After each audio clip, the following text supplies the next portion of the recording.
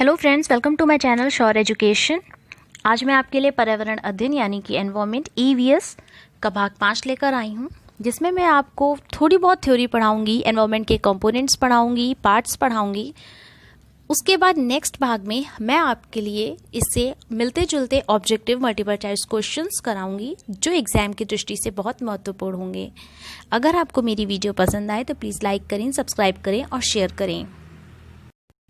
पहले तो हम ये जान लेते हैं कि आज क्या है। आज है 5 जून, जिसे हम लोग वर्ल्ड एनवायरनमेंट डे के नाम से जानते हैं। 5 जून को हम लोग विश्व पर्यावरण दिवस मनाते हैं। हर बार विश्व पर्यावरण दिवस के दिन कोई ना कोई थीम रखी जाती है, तो एग्जाम में ज़रूर पूछा जाता है कि थीम किस साल की क्या थी। तो अगर हम देखें तो थीम 2020 वर्ल्ड एनवायरनमेंट डे की है, सेलिब्रेट बायोडाइवर्सिटी। अगर आपको मेरी वीडियो पसंद आए तो प्लीज़ लाइक करें, सब्सक्राइब करें और शेयर करें। तो चलिए शुरू करते हैं हम अपनी आज की वीडियो। परि और आवरण शब्दों की संधि करने पर पर्यावरण शब्द बनता है, जिसका शाब्दिक अर्थ है जो पारितः यानी कि चारों ओर, आवृत यानी कि ढके हुए हैं।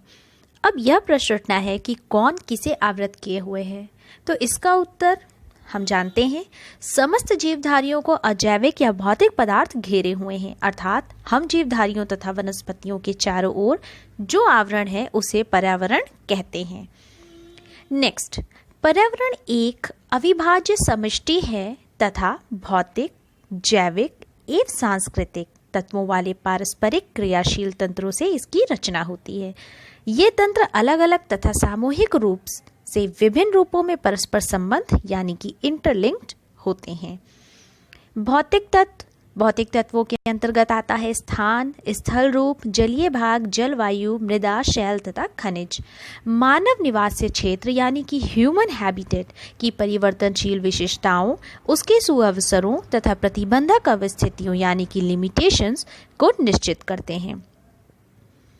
जैविक तत्वों में आते हैं पौधे, जंतु, सूक्ष्म जीव तथा मानव जीव मंडल की रचना करते हैं। सांस्कृतिक तत्व, इनमें आ जाते हैं आर्थिक, सामाजिक एवं राजनीतिक, मुख्य रूप से मानव निर्मित होते हैं तथा सांस्कृतिक पर्यावरण की रचना करते हैं।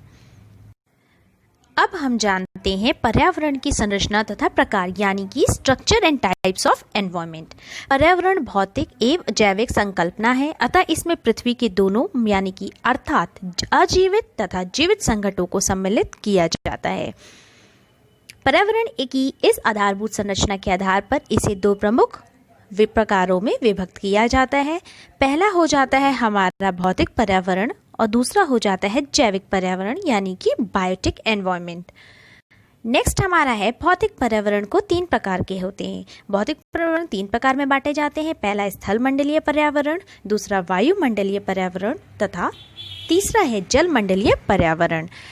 नेक्स्ट हमारा आ जाता है कि विभिन्न स्थानिक मापों पर इन 3 प्रकार के पर्यावरणों को कई स्तरीय लघु इकाइयों में विभाजित किया जा सकता है, जैसे कि पर्वत पर्यावरण, पठार पर्यावरण, मैदान पर्यावरण, झील पर्यावरण, सरिता पर्यावरण, हिमनद पर्यावरण, मरुस्थल पर्यावरण, सागर तटीय पर्यावरण या सागरीय पर्यावरण आदि।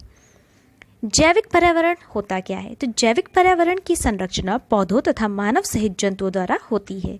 इनमें मनुष्य एक महत्वपूर्ण कारक होता है। इस आधार पर जैविक पर्यावरण को 2 प्रकारों में विभक्त किया जाता है।